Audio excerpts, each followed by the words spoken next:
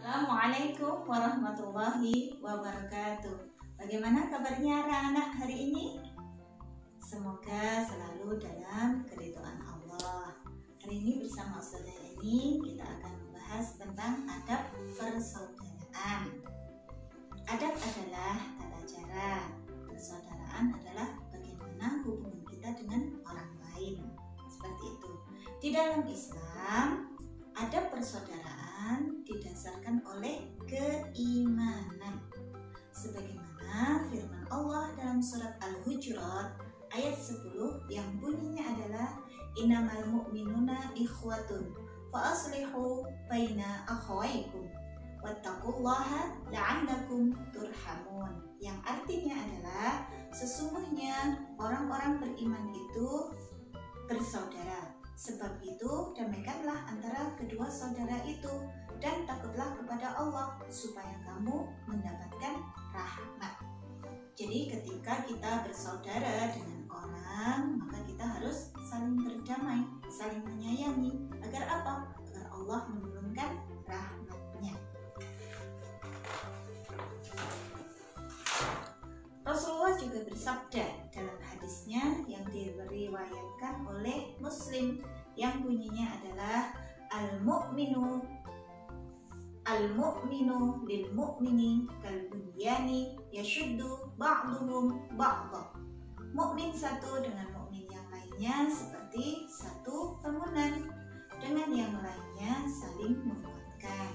Jadi antara muslim yang satu dengan yang lainnya itu sebagai sebuah bangunan, dimana kalau bangunan itu kan banyak tiangnya.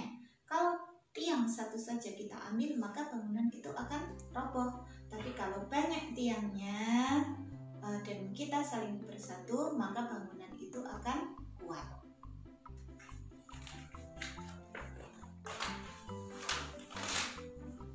Dengan siapa kita harus berteman? Di dalam Islam ketika kita berteman kita juga diatur, ya. Islam itu adalah agama yang paling sempurna. Jadi semua hal diatur dalam Islam.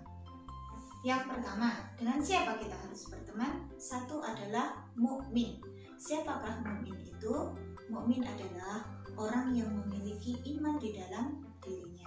Jika seseorang itu memiliki iman, maka dia akan membawa ke dalam kebaikan. Yang kedua adalah akhlak yang baik.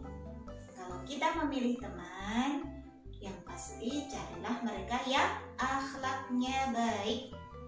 Yang ketiga, orang yang pandai. Ya, yang ketiga adalah orang yang pandai. Terus yang bodoh dengan siapa? Nanti yang itu ya. Nah, yang pertama ikuti aja apa yang sudah diatur dalam Islam, yaitu orang yang pandai. Dan ada lanjutannya, yang pandai yang membawa manfaat. Kemudian di dalam Islam juga diatur teman yang harus kita jauhi. Siapakah teman yang harus kita jauhi? Pertama, balikannya yang tadi. Kalau tadi mukmin, sekarang adalah kafir. Siapakah kafir itu? Kafir adalah dia orang yang tidak beriman. Kenapa kita tidak boleh berteman kepada orang yang tidak beriman atau kafir? Karena orang yang kafir akan menghantarkan kita, membawa kita ke dalam hal yang tidak baik. Berikutnya adalah orang yang berakhlak buruk. Maka dia tidak boleh kita jadikan teman. Kenapa kita tidak boleh berteman dengan orang yang berakhlak buruk? Nanti akan menjadikan kita juga buruk pula. Nah, di dalam hal ini Rasulullah bersabda, bagaimana perumpamaan seorang yang berteman itu seperti orang yang berteman dengan penjual minyak wangi. Apabila dia berteman dengan penjual minyak wangi, maka dia akan mendapatkan wanginya.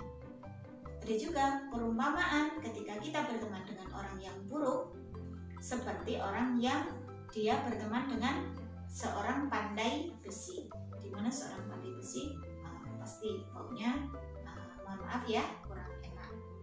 Seperti itu. Jadi kalau kita berteman dengan penjual minyak wangi, maka kita akan mendapat wangi pula. Berikutnya, yang harus kita jauhi adalah orang yang bodoh. juga membahayakan.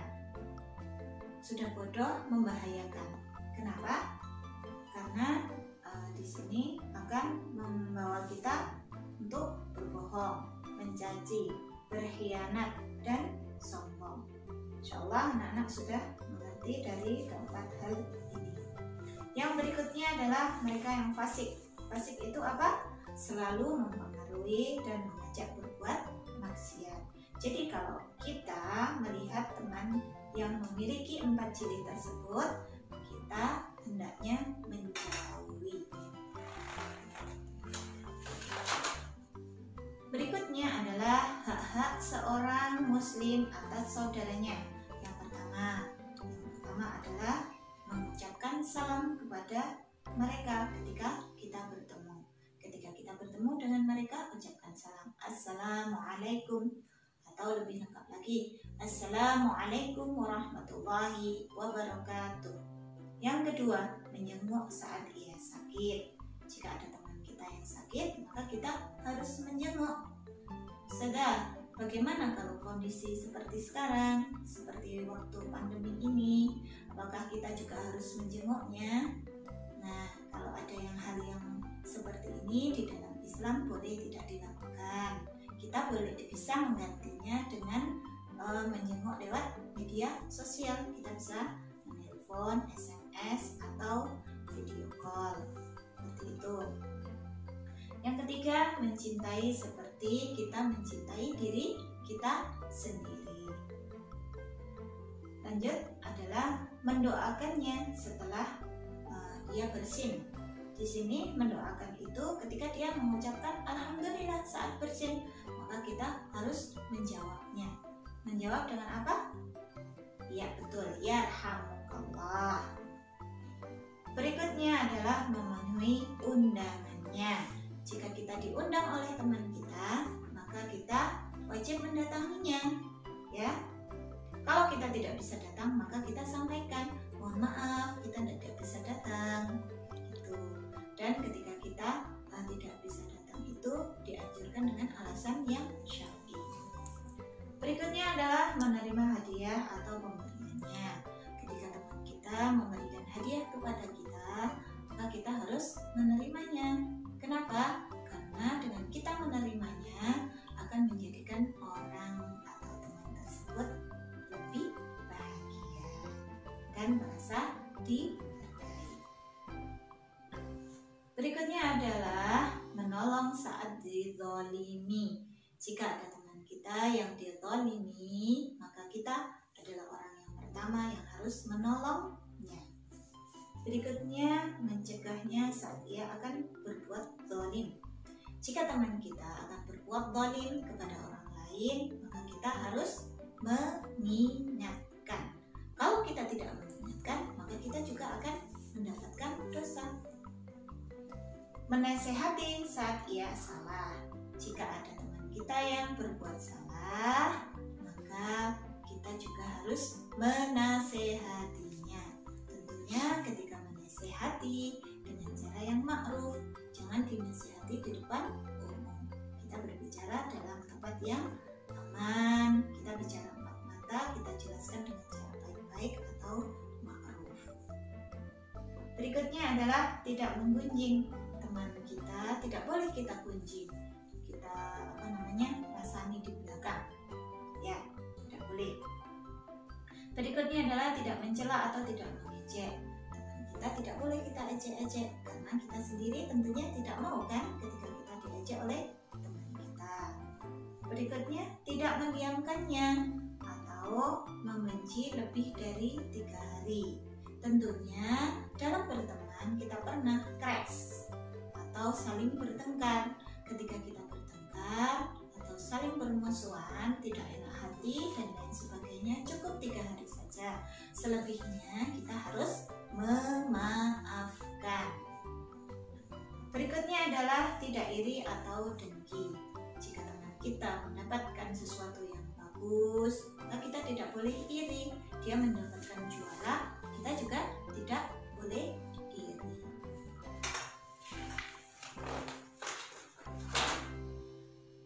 Selanjutnya adalah tidak membuatnya marah. Kenapa kita tidak boleh membuatnya marah? Soalnya kita sendiri juga tidak mau kan kalau kita dibuat marah. Nah, berikutnya adalah tidak mencari-cari kesalahannya. Kalau memang dalam berteman itu jangan dicari-cari kesalahannya ya. Nanti akan tidak enak, menimbulkan hal yang malah membuat persaudaraan kita akan pecah. Berikutnya, tidak memanggil dengan nama julukan. Kenapa kita tidak boleh memanggil dengan nama julukan? Karena jika kita memanggil dengan julukan atau panggilan yang tidak baik, sama dengan kita mendoakan dia hal yang tidak baik. Jadi kita panggil saja dengan panggilan yang sudah baik atau nama yang sudah diberikan oleh orang tuanya. Apalagi kalau namanya itu adalah nama-nama Islam tentunya. Ya, orang tua yang memberikan nama kepada anaknya adalah nama-nama terbaik karena nama adalah doa. Berikutnya, tidak ingkar janji. Ketika kita berjanji kepada teman kita, maka kita tidak boleh ingkar, ya. Kita janji, iya nanti kita ketemuan ya jam 3 di masjid. Maka kita tidak boleh ingkar. Rasulullah juga mencontohkan, Rasulullah juga pernah kok berjanji dengan seseorang. Nah, ketika berjanji itu Rasulullah tepat janji. Nah, seyogianya kita juga mencontoh Rasulullah, menepati janji. Memaafkan kesalahannya. Jika ada teman kita yang berbuat salah, seyogianya kita memaafkan kesalahannya. Karena apa? Allah itu juga Maha Pengampun. Maka kita sebagai umatnya, ciptaan Allah, kita mencontoh sifat Allah, yaitu memaafkan, atau dalam Asmaul Husna itu adalah Al-Ghafur. Itu. Berikutnya adalah tidak mengambil barang tanpa izin. Mentang-mentang ya kita punya teman dan itu adalah teman dekat, kita tiba-tiba langsung mengambil barangnya tanpa izin. Tidak boleh ya, harus izin dulu. Hai teman, bolehkah aku meminjam ponselmu? Oh iya, silahkan. Lalu kita ambil. Kalau tidak boleh ya jangan, ya jangan memaksa. Jadi kalau kita mau meminjam atau mengambil barang milik teman, satu, harus izin terlebih dahulu dan tidak boleh memaksa. Yang terakhir adalah mendoakan kebaikan untuknya. Kenapa sih kita harus mendoakan? Karena ketika kita mendoakan dia, maka kita juga akan mendapatkan doa yang sama. Ketika kita mendoakan yang baik-baik, contohnya, ya Allah, jadikanlah temanku berakhlak mulia, maka kita akan menjadi orang yang berakhlak mulia pula. Seperti itu. Ya Allah, jadikanlah temanku orang yang penyabar, maka kita akan mendapatkan hal demikian, yaitu menjadi seorang yang penyabar.